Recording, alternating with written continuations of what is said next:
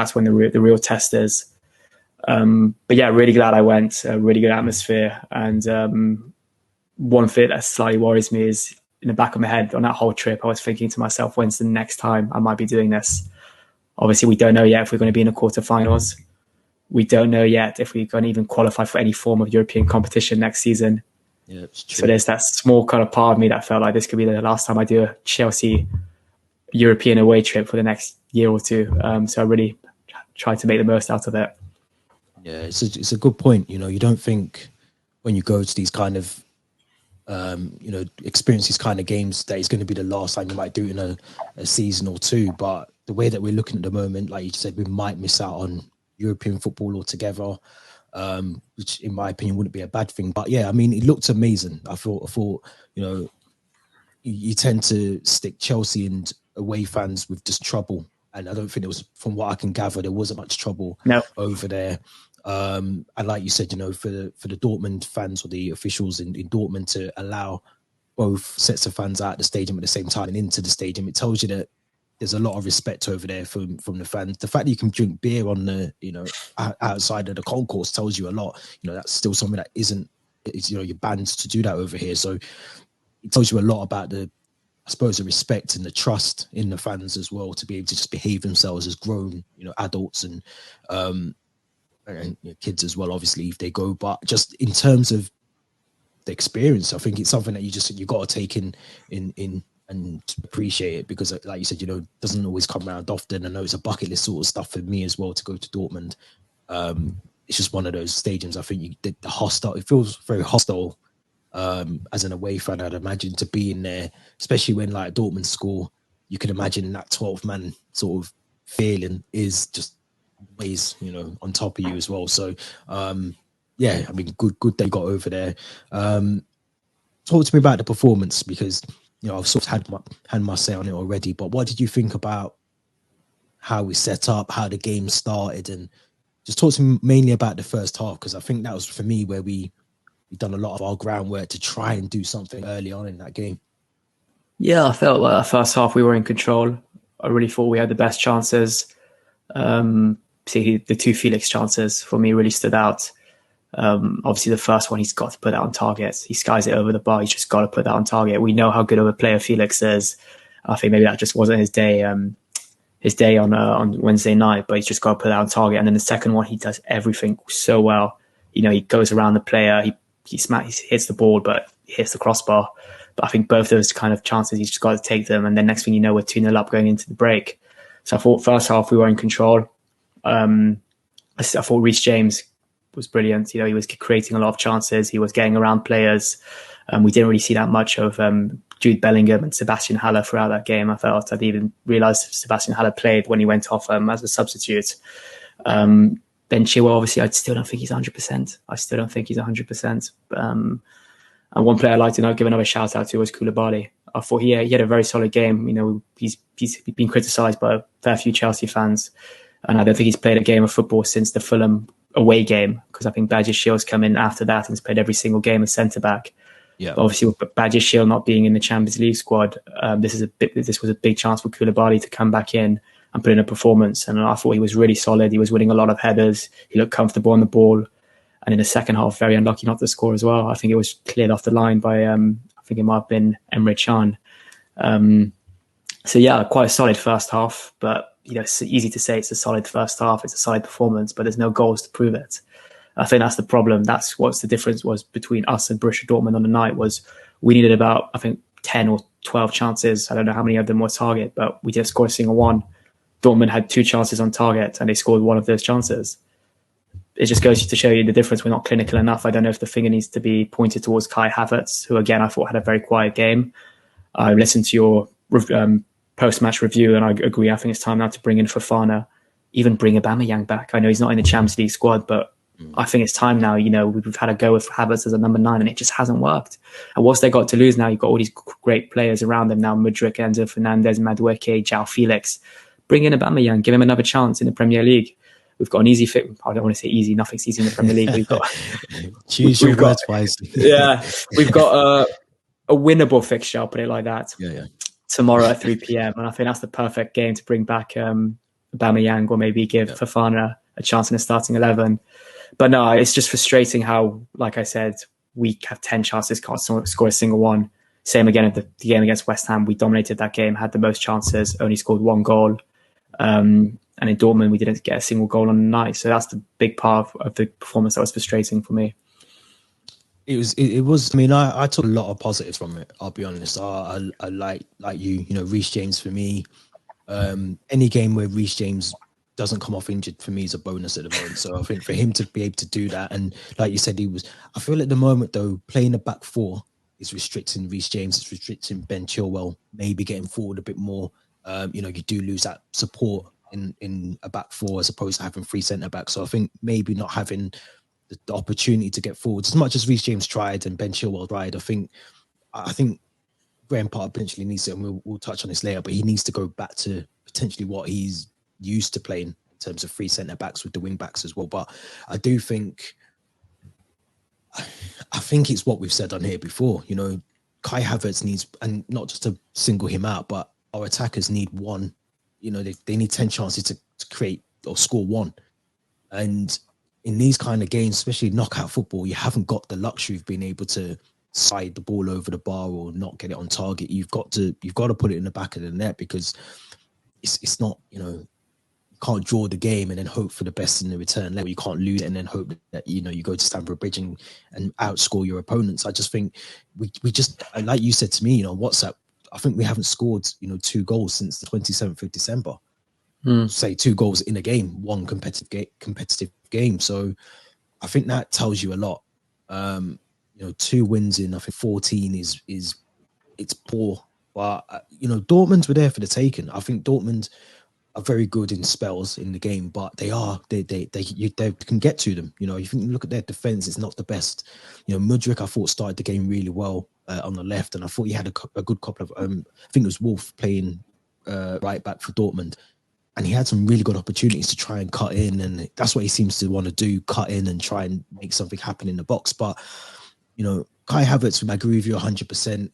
I feel sorry for him because he's not a number 9, and he's been asked to do something where, you know, if this was Lukaku, it was a Aubameyang, an out-and-out striker, and he was still missing these chances, then I'd probably be a bit more harsh or critical. But you know, Kai Havertz, yes, he's getting paid to do a job. He's got to do it, and I said that on the last video. But you do have to feel sorry for him because he's not playing in his natural position. He hasn't really ever played in his natural position for a long, consistent period of football at Chelsea. So I do feel sorry for him in those aspects. But I think it's time now to maybe give Aubameyang another chance. Like you said, there's got more creativity around him in Felix, Mudryk, Madueke, Sterling to an extent when he's fit again. He's got these players around him now, so give him an opportunity. But yeah, I mean, there's things that could have been done in that game for me that were, you know, you look at the goal. I mean, the fact we had a corner and we end up losing the ball, we're too slow to get back. We've left Enzo Fernandez 1v1 with Adeyemi, who is probably the fastest player in the Bundesliga at the moment. It's comical, and I put that down to tactics. I put that down to just maybe, you know, trying to get, you know, the bodies forward. Koulibaly, you know, Thiago Silva. I understand it. You know, there's dangerous from set pieces, but to leave Enzo Fernandez, who you probably wouldn't want in that situation on a 1v1. It was harsh and it was critical, and he couldn't bring him down, in my opinion, because it's a red card. But what was your thoughts on the goal? You know, were we too slow to get out of to clear our lines and, you know, to get back and defend, or was it just one of those errors that leads to a goal? Yeah, like you said, for me it was almost comical, and so I think even the linesman put his flag up, and credit to the referee, he allowed play on. I think. The last player you want in a situation like that is Adeyemi on the counter and Enzo, I think, defending. I mean, Adeyemi, the reason Dortmund bought him is mainly for his pace. He lit up, I think, the Austrian league last season with Salzburg. He's a brilliant player, really exciting player. And Enzo, credit to Enzo, he didn't bring him down, because I'd much rather concede a goal than lose Enzo for the remainder of the game and the next leg if he was to bring him down and get a red card. But I think Mudryk as well. I think Mudryk was level with Adeyemi and kind of just stay still like a statue, almost like it's not my role to defend. And I'm just going to stay here. He's very fast, yeah. So I feel like it's almost a kind of our kind of own kind. We dug ourselves our own kind of hole there because we committed too many players forward. Obviously, players like Silva and Koulibaly aren't going to catch up with Adeyemi. And one thing I did notice is Jorginho would do quite a good job sometimes of staying relatively deep when we did have him in situations like that. So maybe something that Potter now needs to look at for upcoming games is when we have our corners, is not just to leave Enzo isolated on his own, but have another player nearby to support him, whether that's going to be a Kovacic going forward, a Kante on the edge of the box. But now we can't allow ourselves to be in a situation like that ever again. Yeah, it was harsh on Enzo, but I still saw positives even after that as well. We were still trying to create chances. We didn't score any, which is understandable and it's frustrating. But to still see us creating those chances, and we're almost back at square one again now, where we're creating so many chances. If you remember under Thomas Tuchel, but we weren't really scoring as many goals as we should have been, and then we just weren't scoring any goals, weren't creating any chances, and now we're doing the creating chance bit again, but not scoring the goals. So I think, for me, it's harsh to pinpoint that just on Kai Havertz, but I do think at spells, I remember I can't remember if it was Emre Can or maybe Bellingham or one of the midfielders, and it was so easy for him just to run through the midfield of Enzo and Ruben Loftus-Cheek. But I think for me, Graham Potter has to change things like that during the game, and I think if it's not working with the two in midfield and you're being done in midfield, you have to change it. You have to bring someone else on. Kovacic was on the bench. Dennis Zakaria was on the bench. Two players that could easily just fit in, maybe push Enzo forward slightly and put Dennis Zakaria alongside Ruben Loftus-Cheek, or just have it as a free, have them just so that it's more comfortable in midfield. And I think that's when I question, and I said on the previous video, I question Graham Potter, because surely he can see that on the touchline. He can see that we're losing the ball a lot in the midfield. We're not able to transition it forward as quickly as we want, as much as Enzo was trying to do that. But what's your thoughts on Graham Potter's sort of tactical in-game tactics, where he's clearly, brings on Mason Mount, he brings on Cucurella. I think he's done the same in the Premier League. He took off Mudryk and brought on Mason Mount to play on the left side. But do you think Graham Potter has a lot to learn in terms of how he's got to get this Chelsea team playing well, and if it's not working, adapting the game, getting plan B ready in game tactics? What's your thoughts on that?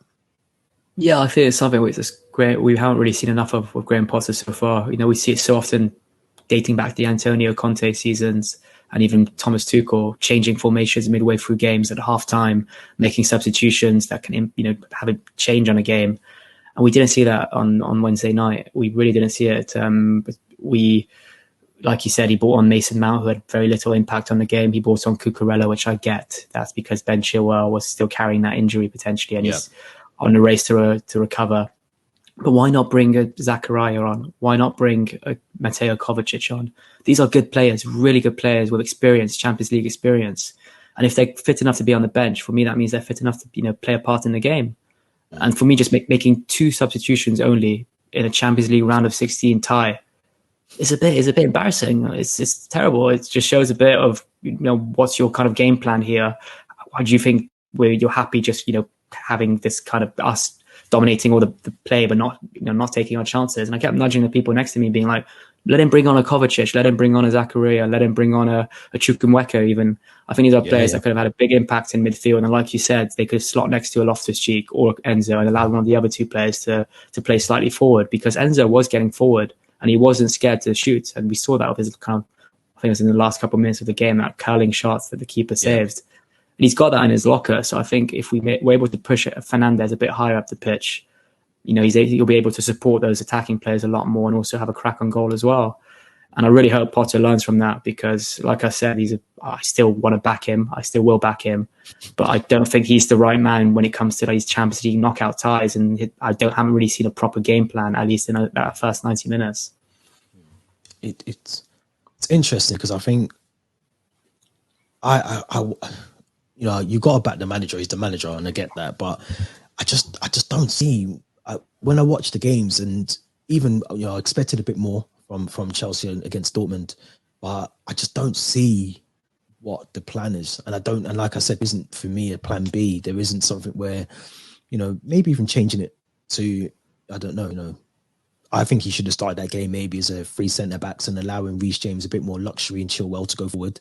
Or if that's not the case, and like you said, bring on Chukwuemeka, you bring on Kovacic, you bring on Dennis Zakaria, change something. Change something. Fofana's on the bench. Okay, he's not had much experience playing for Chelsea, or he's not been playing week in, week out. But just give him an opportunity, because he can't be any worse than Kai Havertz. And I just don't see that from Graham Potter. And he says a lot of things sometimes in press conferences where you think he sounds like he obviously a qualified top level football coach and manager. So he obviously has something. And I just don't see it. I just don't. I look at United, I look at Erik ten Hag, I look at Conte, I look at Pep. I can see what they're doing, Arteta. I can see what they're doing with their squads, and I can see when they haven't got when they've got injuries or they've got suspensions, a bit like United last night with Barcelona. I can see what he's trying to do, but with Potter, I just don't see it. I don't see it. Maybe I'm too heavily invested in my own club that I don't know, but it just doesn't seem to be the plan B or any other option from Graham Potter. It's literally just, we're starting with this formation. If you remember back to when he first came, he actually was able to adapt. He was almost playing with the wing backs, and then when we didn't have the ball, so we'd go back to a wing back system with the 3 centre backs, and we had the ball, we would then have 4 at the back. So he knows what he's doing. He's done it for Brighton, so I don't see what's stopping him now to do that. It's just so strange to me. But Ben Chilwell, another injury. Saying it's a knock, but could be longer, could be long term, could be. What's your thoughts on that? Because we don't know. See, the press conference is due to take place in 40 minutes as we're recording this, but this could be a time now for Lewis Hall to step. I don't really see Mark Cucurella coming in at the weekend. But what do you think about Ben Chilwell? Because he's constantly seems injured now. It seems to be one of those recurring things where once he's recovered from one thing, he's injured somewhere else. It seems like it's a recurring thing for him. What's your thoughts on Ben Chilwell? I still think amongst the 3 left-back options we have right now in Ben Chilwell, Lewis Hall, and Mark Cucurella, I put all my trust in Ben Chilwell amongst those 3, and I think he should still be our first choice. But like you said, he's still constantly getting injured, and I still think he's carrying that same recurring injury that he faced against Dinamo Zagreb back in November, and he still hasn't looked fully fit yet. So it's going to take him a bit of time, and I think maybe he shouldn't. We've got a lot of midweek fixtures coming up now, and I don't think we should be playing him every single game, like you said. So I think it is a chance for Lewis Hall tomorrow maybe to come in, slot in at left wing back or at left back, depending on the formation Potter wants to go with. But I think we both agree that it's time now to go back to a back 3. But yeah, I feel Marc Cucurella as well might need a bit of time out of the team. Again, terrible to see a lot of Chelsea fans booing him in Germany when he came on, which isn't what you want to see with any player carrying playing with the Chelsea shirt, especially when they've never really bad-mouthed your club. They've never done anything wrong. And it's very kind of uncanny for Chelsea fans as well, because usually we're all full of support. We saw it with Fernando Torres when he was going for a tricky time, finding the back of the net. We always supported him. Same with Morata. But I don't know really what's wrong with Marc Cucurella, maybe because of the big price tag. A small part of me thinks is we don't want to kind of fully scapegoat Graham Potter yet, but because maybe Marc Cucurella is almost like the teacher's pet in a way. He's the player that Graham Potter brought in. Maybe some Chelsea fans want to deflect their anger towards Marc Cucurella over Graham Potter. That could be a reason why. But either way, there's no reason to be booing your players, especially when you're abroad and you're there to support your team and give them as much energy and faith and hope as possible. Like I said, I still want to see Ben Chilwell and Lewis Hall start over Cucurella for the time being. But there is a good player there, I know it, and he just needs a bit of confidence, and he'll get there for him. Yeah, and I agree with that. I think you sent me about Cucurella's house being burgled whilst he was playing. I mean, I'm not saying they're Chelsea fans at all, but just the fact that he's now having to deal with that as well. We don't know whether his family was in the house at the time. Very similar to Raheem Sterling during the World Cup as well. A player should have to go abroad and play football to think and worry about, is my house safe or my family safe? All of these things. And clearly there's things before, this week's game that's been playing on Cucurella's mind. It's the same with Mason Mount, you know, and I think Graham Potter's done the right thing by keeping Mason Mount out the limelight for the last 2 games and, you know, bringing him in as a sub.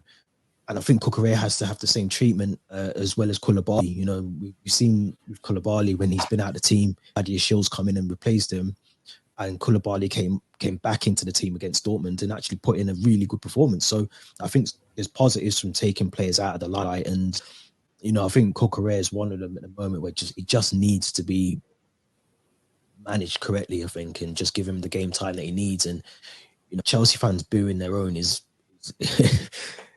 you know, they don't deserve the tickets. To be fair, they shouldn't be going to the games if that's what they're there to do, in my opinion, because you know, they're playing for the badge, they're playing for the team. Might not be playing as well as you want them to, but you know, there's a lot of change in that defense when you think about Badia Shield. You think about Koulibaly coming in. Obviously, Thiago Silva is Thiago Silva, but you know, injuries to Ben Chilwell.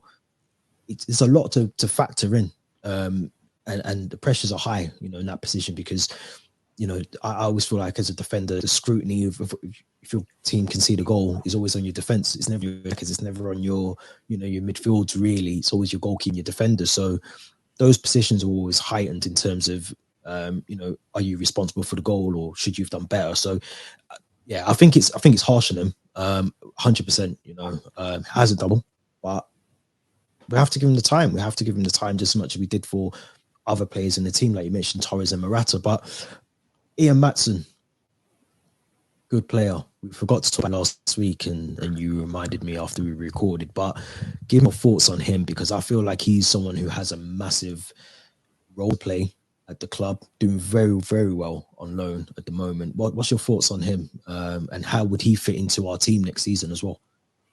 Really exciting player. Really exciting player. I think he made his Chelsea debut against Grimsby in the League Cup ago, in the first Lampard season, and he looks so mature and comfortable on the ball. That was back, I think, in 2019. I think he went on loan to Huddersfield last season. He's back in the Championship now with Burnley under Vincent Kompany, and I think he was awarded Championship Player of the Month for January, if I'm not mistaken. Yep. He's doing really well. Company's definitely getting the best out of him, and definitely a player that could, you know, has got a part to play at Chelsea in the next couple of seasons. I don't know if a Premier League maybe loan is needed first, but I think when we've got so many left backs right now that are struggling for form or for fitness, I think it's the perfect opportunity to bring in another kind of player and, you know, show healthy competition. Maybe it might give Mark Cucurella and Ben Chilwell a bit of a run for their money, you know, so that their places are guaranteed in the team. But it's definitely a player I'd be absolutely gutted if we let him go somehow or we sold him, because I think it's definitely a bright future for him. He's done really well. I feel like he had a loan at Coventry as well. Huddersfield or Coventry, one of the two, or maybe even both. I think you're right. Yeah. Because I remember I got a mate who supports Coventry, and he was adamant he would, you know, he wants to keep him, but I think he's too good of a player to be even in the Championship. If I'm honest, I think he's, you know, watched Burnley a lot this season, and he's easily one of their best players. Easily. Right. It was Coventry. It wasn't Huddersfield. I think it was Colwell. I think that went to Huddersfield, and Angerin. Yeah. I think Angerin went there too. Yep. And yeah, I think he's a top player. He's a very good player. And my worry with Maatsen is he good enough to be third choice? You know, is he good? Is he that? For me, he fits into Premier League teams now. So I don't know if he's going to want to play almost, you know, third fiddle to Cucurella and Ben Chilwell. The good thing, obviously, at the moment is, let's say he was in the team now, and obviously Lewis Hall's there as well. But if you look at how the team's set up now, with Cucurella not being in good form, Chilwell, you'd expect him to be our first choice, you know, ahead of Lewis Hall. But I think he's too good. I think he's honestly too good to be the understudy to, the Cucurella, the Chilwells of the world. But he's I feel like we're going to lose him. I do. I feel like he's going to be that Tumri, Mark Guehi, Tammy Abraham sort of signing that we let go.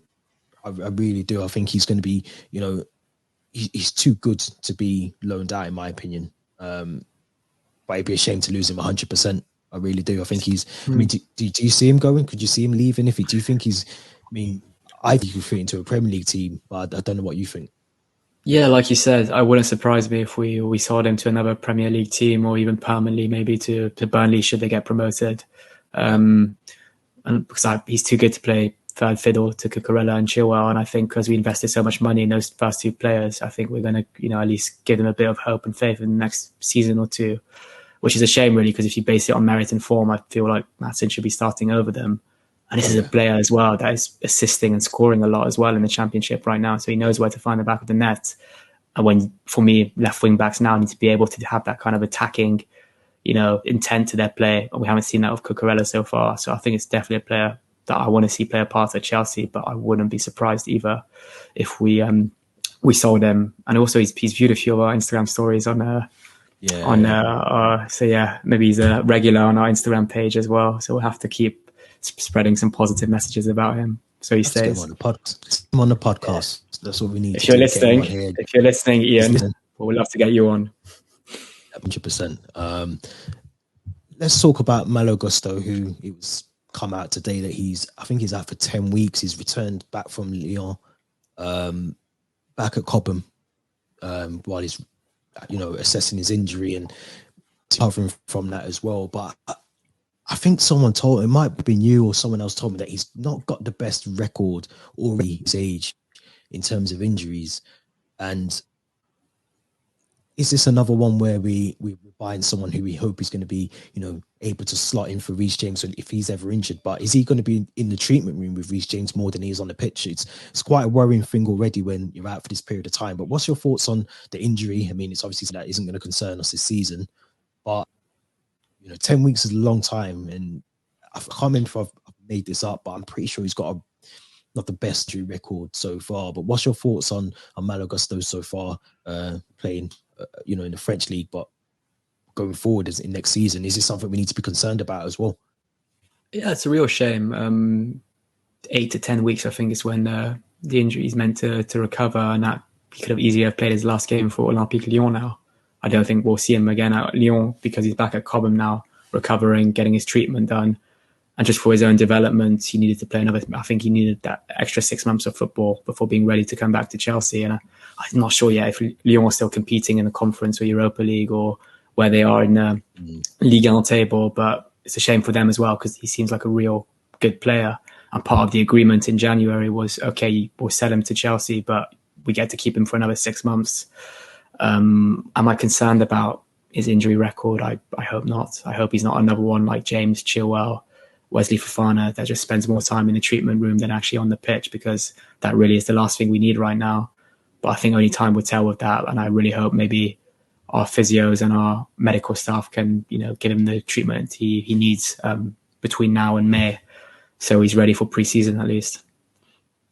Yeah, it's a hard one to judge, isn't it? I shouldn't even ask that question. It's a question that you can't really answer until we get to that point. But my worry is obviously we don't want to be going back into the summer with the issues of who's going to play when Reece James is injured. If it is Malo Gusto, that we need to then imagine he gets injured during pre-season and it's a long-term injury, and we have to go back into the window to find someone else to play the second role under Reece James. So that's my only worry. But I think it's something that we don't need to look at now. I think one of the positives, if he is at Cobham for, and he doesn't return back on loss there, is the players that he's going to be playing with next season, he'll be able to develop, relationships and, start maybe featuring, maybe, I don't know how it works, whether they terminate the loan or whatever. I'm not sure how logistically how that would work. But, if it is a case that he comes back and he's able to then, start playing, start training with his teammates as well. So, there is that part that I'm happy about.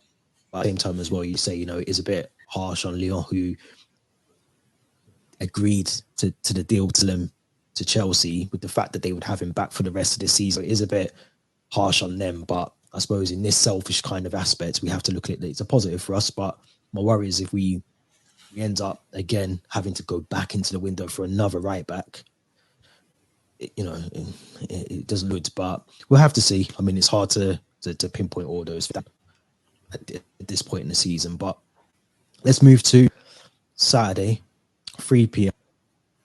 Stamford Bridge.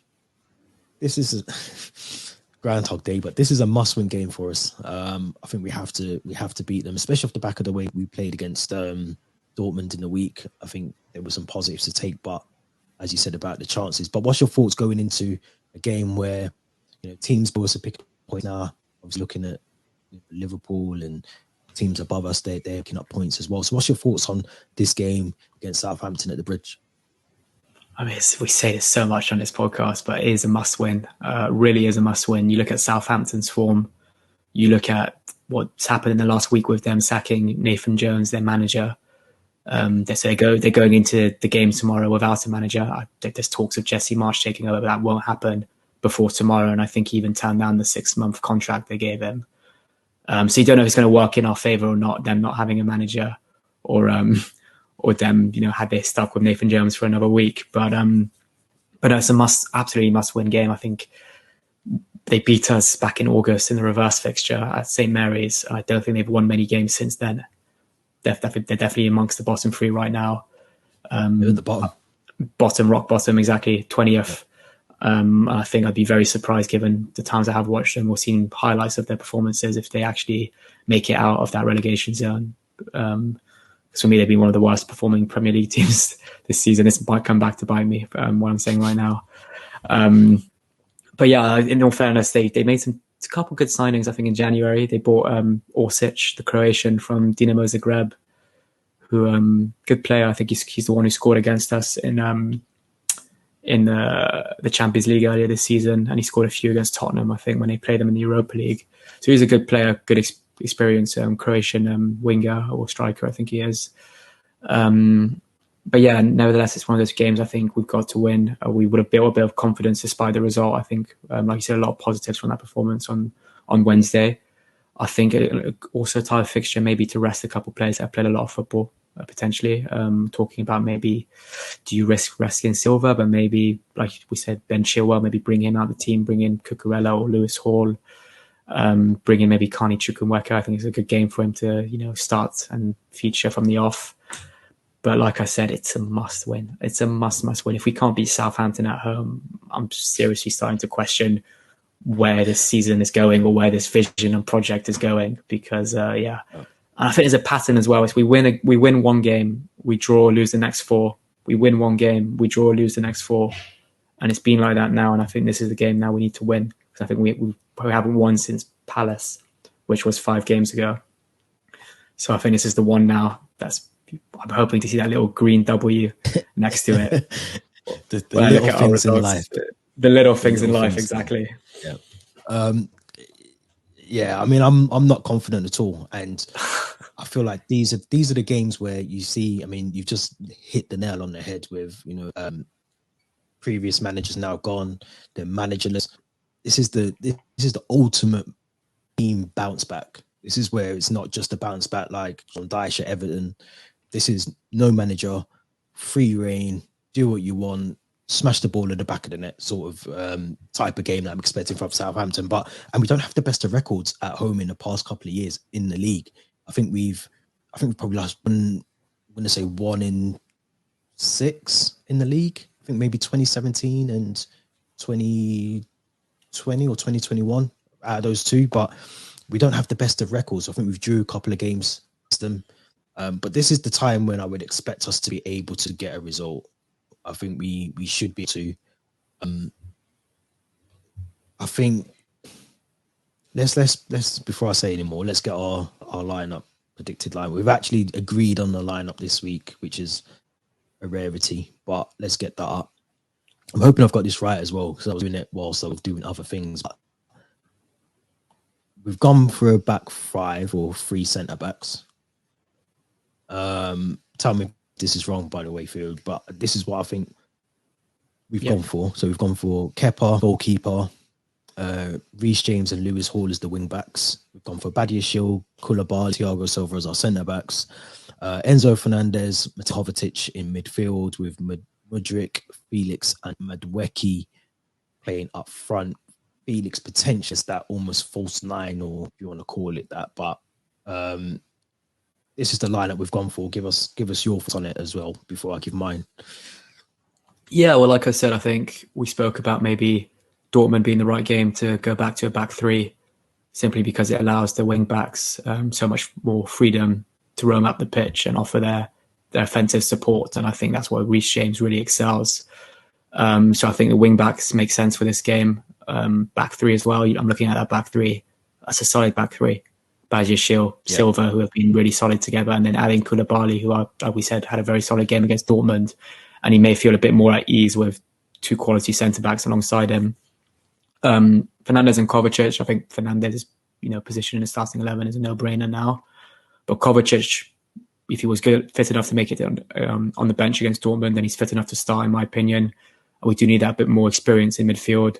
Loftus-Cheek's kind of deputised well in the time being, but I think it's the right time now to bring back Kovacic, who can offer so much energy and flair, even though we haven't seen it as much as we would have liked this season. But maybe now, hopefully, it's the right time. And front three, I think Mudryk, Felix, Madueke are three new signings from January. Felix is the false nine. Maybe it's not his preferred position, but I know he's played there a few times with Atletico in a 4-4-2. But I think it's more because Havertz has been struggling to find form. Fofana is still very raw, and Aubameyang is just kind of not even in the team. He's been frozen out. So I don't even think he'll make it on the bench. We might not ever see him in a Chelsea shirt, even though I would like to still see him. But I think this is my predicted 11, like I said. So yeah, I think that front three makes sense. And let's not forget Felix. Sure, he missed a couple of sitters against Dortmund, but he was still, getting past players, offering so much support. Probably the best kind of attacking display we've seen from a player in his 3 games he's played for us so far since the start of the season. So yeah, I think he'll play well either as a number 10, as a centre forward, as a striker. So I think that's my predicted 11. Yeah, and I agree with it 100%. I think Cucurella has to be at the team for this one. Again, it's a bit harsh on Trevor Chalobah, who, throughout of last season and some parts of this season has always, on his game, he's never really put in a bad performance. But I think for these kind of games, ideally, we'd love to rest Thiago Silva. But I just don't think you can do that in these circumstances where Graham Potter needs a win. He needs to get something out of this game. 3 points it's 3 points or pressure cooker literally spilling over after this game. So I think he has to go with your best 11, his most experienced back three say experienced, but Badiashile and Silva have looked really good together. And like you said, Koulibaly putting a good performance against Dortmund. Hall is probably most experienced at the moment in terms of obviously Cucurella and not in form, and Chilwell being out. Reece James has to be in that team. Kovacic, like you said, was on the bench. He's fit enough to start, in my opinion. Enzo is a given, and I think João Felix is a given as well, because obviously at the moment class as a lone player. As much as there's talk about him being signed on a permanent, I think he has to start every game that he's available for. I just think it'd be silly not to. Sterling, I think, is out still. Big game for Mudryk. I'm going to be honest. I think Mudryk has to show a bit more this game, especially if we play this formation and it allows someone like Lewis Hall to help him, with the overs, or to allow him to, to make that a bit of extra space for him. I think he's got to show a bit more. The form that he showed at Anfield, even the cameo performance, we need to see more of that from Mudryk, I think, in this game. But I'm hoping we don't stick to a back four, because I think Southampton are going to be up for this game. Che Adams is a very good player. James Ward-Prowse is a very good player. These that can set pieces, they can hit you so easily. So I think we have to be spot on with it. And I think having the centre backs just gives that support to the goalkeeper, allows Lewis Hall, it allows Reece James to get forward a bit more in those situations for me. But what's your prediction in terms of scores? I don't think, as I say all the time, I don't think any of us have been right on this so far. But what's your thoughts going into it? What would you think is the outcome? Or dare I say it, that we'll score more than one goal? Oh. Well, I'm being too optimistic. I'm going to say it. I'm going to be brave. I think I went 3-2 West Ham, 3-2 to Chelsea against West Ham last week. And I'm thinking back, how are we going to score 3 away from home? But yeah, we're at Stamford Bridge. We're at home. We're against a team that was struggling for form. We've got João Felix. We've got Enzo now, would have played a handful of games for Chelsea, who's starting to find his pace. I'm going to go 3-0 Chelsea. I'm confident. That's a bold one. I'm usually not confident, but tomorrow I'm confident. It's normally me that's confident, but I'm going to go 1-1. I think we'll dominate the game. I think we'll in control of the game, and it's going to be something so stupid or controversial. I haven't checked who the ref is, but I'm sure it's not Anthony Taylor. But it's going to be such a controversial moment in the game, or we're just going to do something stupid and allow Southampton to score. I think it'll be 1-1, and I think it will pile the pressure on Graham Potter, unfortunately. But you know, whenever a team hasn't got a manager or they've got a new manager, you can see just something different in the team. And you know, Southampton are fighting for their lives at the bottom of the Premier League, so I think they'll be up for the game. And I hope you're right. I hope it's a clean sheet. I hope we score some goals, but yeah, I'm not convinced at all. It's a must win. It's a must win because you look at who we have the following weekend, and it's almost you want to have a bit of form going into that game, and they're gonna be without their manager as well. Yeah. So, this morning is I don't think he might not end up going. I know it's digressing, but I don't think he's going to end up at Spurs longer by the sounds of things. But yeah, I mean, it's not a good time to be playing two teams where their managers aren't really in the dugout. And again, you know, Tottenham will be chomping at the bits to try and settle old scores with us as well. So yeah, I think this game more so, and I think I said this a few episodes ago, that we're playing the teams below us. We're going to be fighting for relegation, fighting to get out of those, you know, bottom three, just making sure they don't go into that bottom three. We're playing those teams now, and they're going to be up. This is the part of the season where we can't afford to drop points, regardless of whether we want European football or we just can't afford to drop points against, you know, teams that we should be beating. You know, you said it's a winnable, and I agree with you 100%. It's a winnable game, and we should be beating them. But I'm just not convinced by what I've seen so far from this squad and from the manager. And we're prone to mistakes. Really. Yeah, there'll be a mistake or some controversy there tomorrow. We do love kind of having a bit of that in our games lately. I'm not even going to talk about last Saturday. I'm still living about that. Yeah. But either way, I mean, so you know, it's a good start to a weekend. I think we've got Arsenal games on. Hopefully they drop points.